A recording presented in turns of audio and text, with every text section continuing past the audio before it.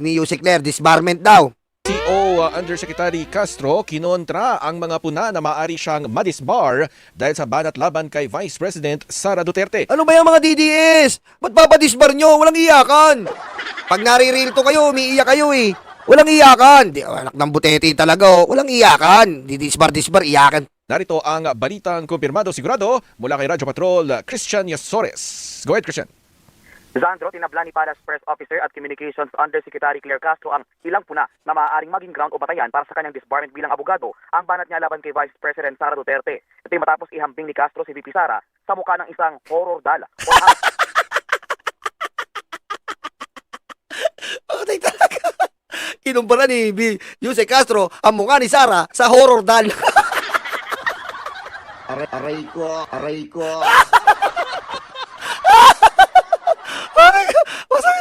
Walang iyakan. Takot na manika kapag nagagalit at nagbibigay reaksyon kay Pangulong Ferdinand Marcos Tuwa ako sa reporter na ito, painggan nyo. maging officer at Soto Bar dahil sa banat laban kay Vice President Sara Duterte. Ay. Narito ang balitang Ay, kumpirmado ka. sigurado mula kay Radyo Patrol Christian Yasores. Go ahead, Christian. Sandro, tinabla ni Palace Press Officer at Communications Undersecretary Claire Castro ang ilang puna na maaaring maging ground o batayan para sa kanyang disbarment bilang abogado ang banat niya laban kay Vice President Sara Duterte. Ito ay matapos ihambing ni Castro si VP Sara sa mukha ng isang horror doll o nakakatakot na manika kapag nagagalit at nagbibigay reaksyon kay Pangulong Ferdinand Marcos Jr. sa isang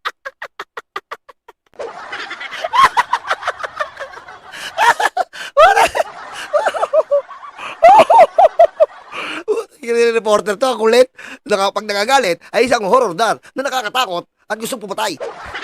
Ang pahayag sinabi ni Castro na mas maituturing na ground for disbarment ng abogado ang pag-aanunsyong may kinausap na assassin para patayin ng Pangulo, First Lady at House Speaker. Ganyan din ang mga abogado na umaaming pumapatay, nagnanakaw sa kaban ng bayan at nagbabayad para pumatay.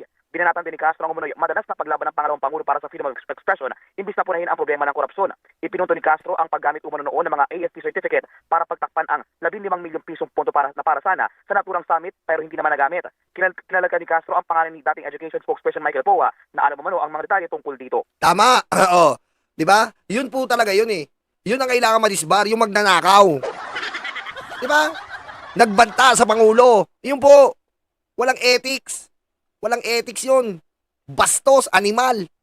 Kawalangyaan. Hindi ka na kailangan maging abogado nun. Wala ka ng dignidad eh. Kadiri to the death. At yan, ang balitang Christian. Yes, Sandro. Hindi kaya yung chocolate milk drink lang? Kasi kapangalan din, di ba? Ganun yung pangalan. Hindi na mag-drink. Pinalala pa, chocolate milk. Yung ugali daw parang chocolate milk ka, itim. Putek, lahat ng kasamaan, lahat ng kadiliman, lahat ng kaitiman nakisara. Aray ko, wala na akong boses. Yusek Claire. Kaso kasi dun sa... Tol, Happy New Year ha. Tol, Utol Chris Ulo, Tol, love you, Happy New Year ha. Enjoy your New Year yan. Si Utol Chris Ulo, mag-subscribe kayo. Pero wag na, ang dami ng subscriber niyan eh. Half billion na yan.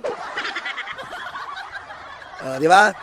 kanyang parang live stream nung, I think, nung isang araw ito, pinakita din kasi ni Yusek Claire yung mukha mismo ng manika eh. Parang yung chocolate drink, yung manika mismo. Pinakita kasi ni Yusek Claire yung manika. Ay, talaga. Walang yan. Eh kasi kung yung chocolate drink, baka sabihin mo kang baka. Hoy, host! Yari kayo sa mga DDS, ha? Ay, putek, yung host na to, yari ka. Datantosan ka ng mga DDS. Ayaw nila na-api si Sarah. Ayaw nila. Oo, mas cute naman yun kahit pa paano. Hindi ba Aray, baka. Ewan ko sa'yo, Krisha. Sige na nga, Krisha. Extra ka na. Putek talaga, nilipastakan ng news anchor. Ayun po, ha? Ganun ba? Konting ganun lang. Ha? Konting ganun lang, ididisbar nyo si Yusek.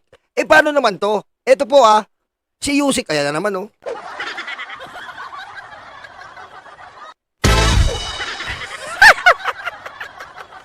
Para talaga si Sari, no? Talaga, oh. Ayop talaga. Ang sakit na ng tiyan ko. Okay, ito po, ha? Ito po, ha? Ano po, ito po ang kailangang idisbar. Sino po ba ang kailangan idisbar? Ito po ang idisbar. Ito po panawagan ko sa mga vlogger natin. Palakihin po natin tong issue na to. Ito pong si Zoraida, nagmamaganda, pero ang ngipin niya po ay isang ruler. Ito pong isang attorney na to, na laging gutom. Reality, thank you, reality, thank you, reality. Eto pong attorney na to, na laging gutom, eto pong attorney na to na malaki ang ngipin na si Zoraida, ang sabi po ganito, nakakatuwa si Claire Castro sa Chucky series niya. Na para bang naniniwala siyang siniseryoso siya ng tao. Kala niya di naiintindihan ng tao na tauhan lang siya. At yang inaasar niya ay umaayon lang sa taong nasa poder o di kaya asawa ng nasa poder. Eh, tanga ka palang Zoraida ka eh. Kundi ka ba naman pangit na luga. Eh, ikaw, sino? Ano ka ba? Tauhan ka rin ni Sara eh. Bobo ka ba? Ha? Kung hindi ba naman lumalampas yung ngipin mo sa mukha mo eh. Sige nga. Oh, inaamon kita. Sige nga, 1 minuto, itake mo bibig mo. Ewan ko lang kung di masugatan nguso mo.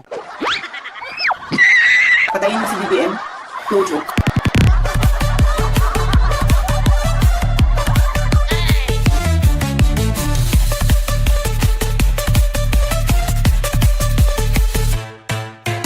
Kaya wag mo kaming aanuhin kung may insecurities ka sa buhay. Kung pinapangarap mong itikom yung bibig mo, hindi mo matikom dahil sa laki ng ngalangala mo. Ha? Huwag mong idamay dito ang insecurities mo. Diyan sa laki ng ngipin mo naggaruler. At wala kaming pake kung lagi kang gutom. Ha? Siguro naman kaya mo supply ang sarili mo. Pero gutom ka pa rin. Anong klaseng bunganga ka? Oh. Claire, sabi niya, sana naiintindihan mo na alam naming tuta ka lang. Wow! Kung si Yusek Claire, tuta, ikaw, ngipin. Ha? Ikaw, ngipin ka ng mga Duterte. Lagpas na nga eh. Ha? Ha? At wag mo kaming mag-aanag rito. Ang dami nitong insecurity sa buhay. Hindi po ito bumibili sa department store ng toothbrush. Kailangan sa hardware. Ha? Anong pake namin kung sa hardware ka bumibili ng toothbrush? Ha? Anong pake namin? At yung toothpaste mo, hindi Colgate, white cement. Diba? Anong pakialam mo at dinidigda mo si Yusek Claire? Ha? Na dating doon ka naman talaga. Kaso, tatanga-tanga ka, tinanggal ka ng presidente. Kasi nga, tanga ka. Aray ko. Diba? Huwag mo kaming anuin sa mga insecurities mo sa buhay. Huwag mong dinadamay-damay si Yusek Claire. Dahil si Yusek Claire, nagtatrabaho, nagbibigay katotohanan, nagmumulat sa sambayan ng Pilipino. At siya ay epektibo. Kaya nga umiiyak yung ngipin mo eh, di ba? Hindi naman kayo iiyak eh. Hindi iiyak at lalabas yung ngipin mo na isang ruler kung hindi kayo apektado. Oh. Tama, 96 days ka lang. Bakit? Ang laki kasi ng ngipin mo. Ubo sa mikropono. Ang laki ng binabudget ng PCO. Kada conference mo, ubo sa mikropono. Natatamaan ng gilagid mo. Wala kang puso, hayop ka! Oh. Nang waiting ka. Sana rin sa bagong taong ito, maintindihan mo na oras na nilaglag ka ng humans mo, appendix at coccyx mo lang ang walang latay. Resulta ng mga pinag-aagawa mo. Anong klaseng yan, salita yan? Nagbabanta ka na? Ha? Nagbabanta ka porkit wala kaming laban sa'yo? Ha? Nagbabanta ka na, Zoraida. Porkit pinaglihi ka ng parents mo, ikaw ang tinatawag na mini titan. Diba? Alam mo yan. Ikaw ang undeveloped titan. Di ba yung titan malalaki? Ha? Di ba yung titan malalaki? Ikaw, ngipin mo lang ang naging titan. Ikaw talaga.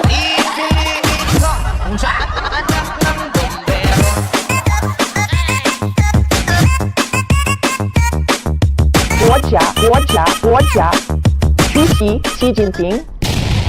Di ba? Hanapin ko ngayon. Ano bang title ng Titan? Titan Netflix. Ano ba yung title ng Night Titan? Attack on Titan, yan. Attack on Titan. Ha? Di ba? Attack on Titan, Google. Oh. Di ba? Porkit ang ngipin mo lang ang naging Titan. Yan ang insecurities mo. Saan na ba yun? Oh. Di ba? Ganyan kayo? Ganyan yung lahi nyo? Oh.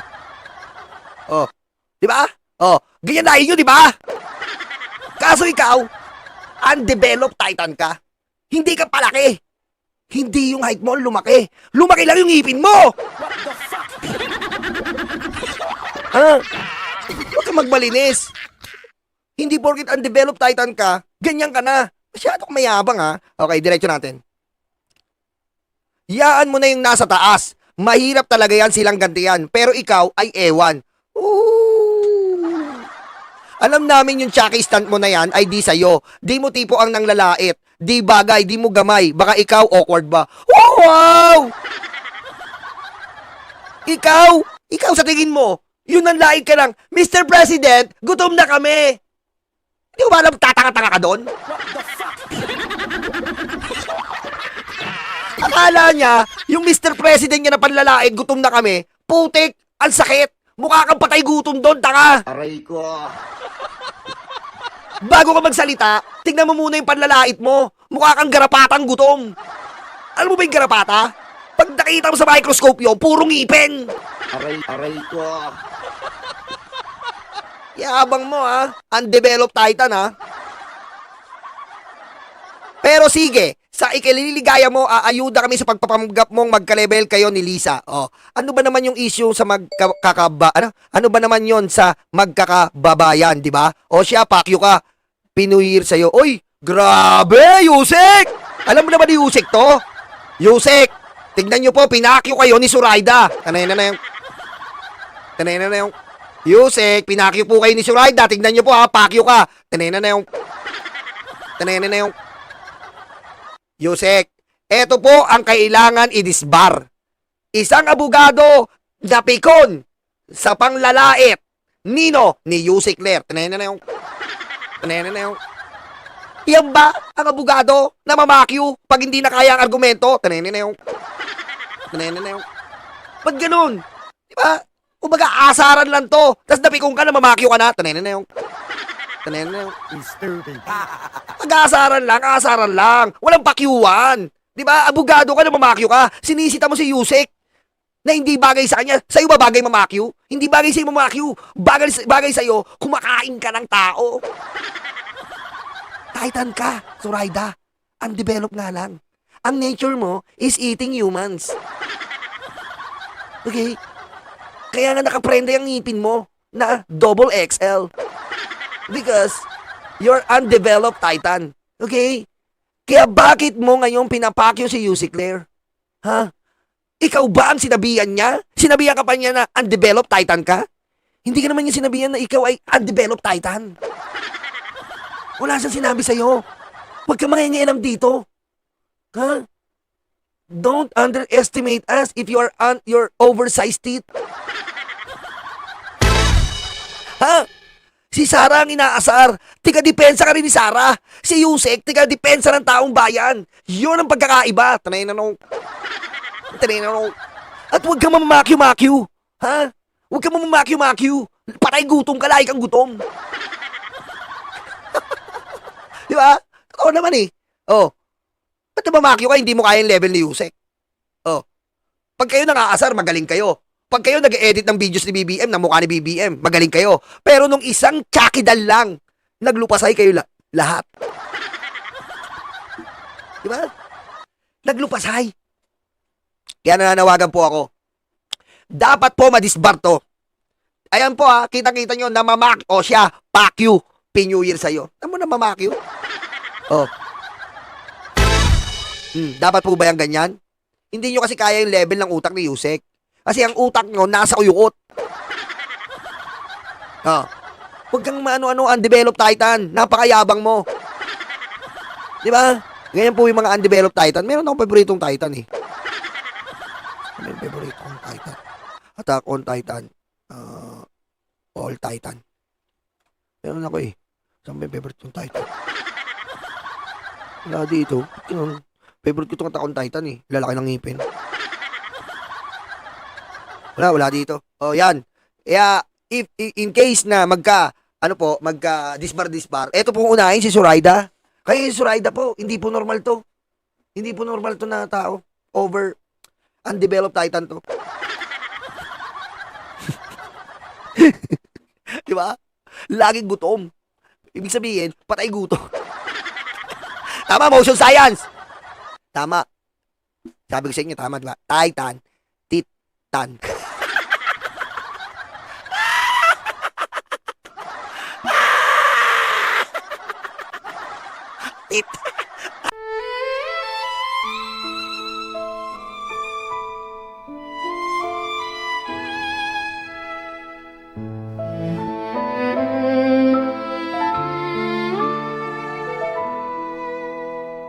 Nakaupo ako, lumalamon sila.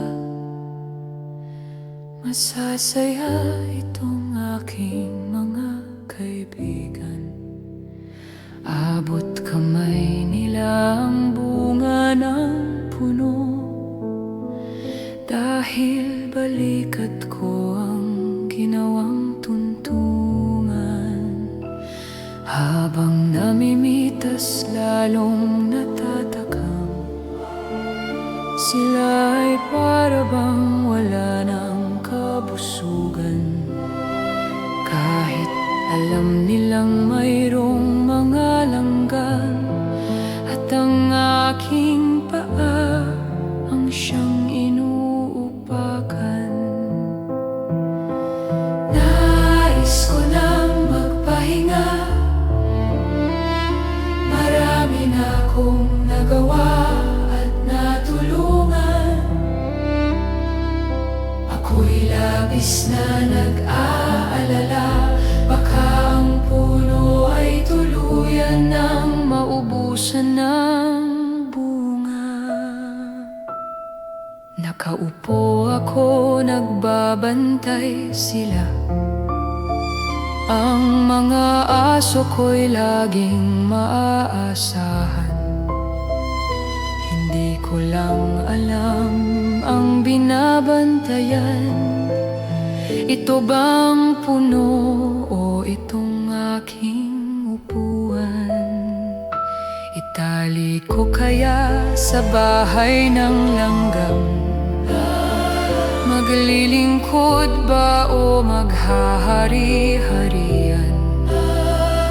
Masasagot lamang ang malaking tanong kapag ako ay nawala na ng tuluyan. Nais ko nang magpahinga, marami na akong nagawa at natulungan. Ako'y labis na nag-aalala, baka itong mga aso ay maulol at magwala.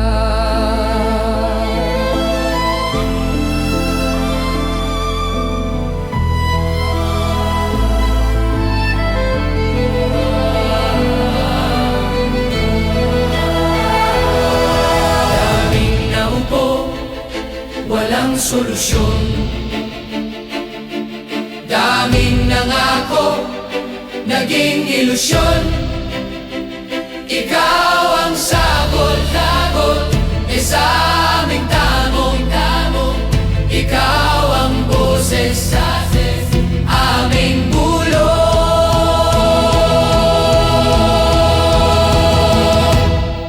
Nilalait ka at sinisira ng kinakaya mo para sa bayan. Ikaw ang aming tagumpay, bonbon, walang kapantay. Nilalait ka at sinisira ng kinakaya mo para sa bayan. Ikaw ang aming tagumpay, bonbon, walang kapantay. Ang mga sugat, ikaw ang lumunas. Saradong isipan, ikaw ang nagbukas. Bayan, inuna mo, hindi banyaga. Gintong puso ay kahanga-hanga. Nilalait ka at sinisira ng kinakaya mo para sa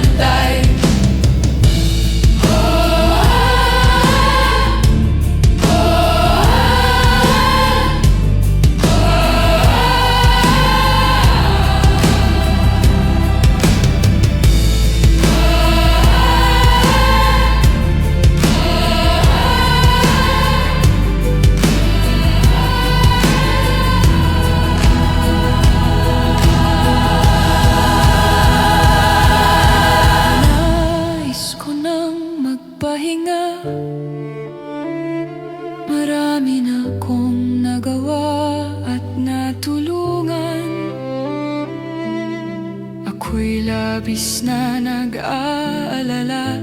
Baka itong mga aso ay maulol at magwala.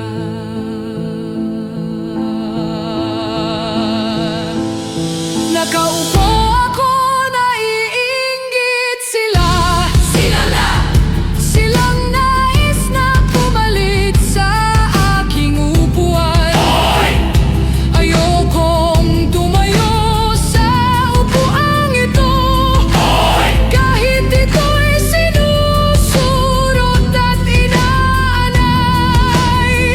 Ang upuang ito ay para sa bantay ng punong ang ibinubungay kayamanan. Nangangamba ako kung upo sila. Baka ang puno ay lalong mapabayaan.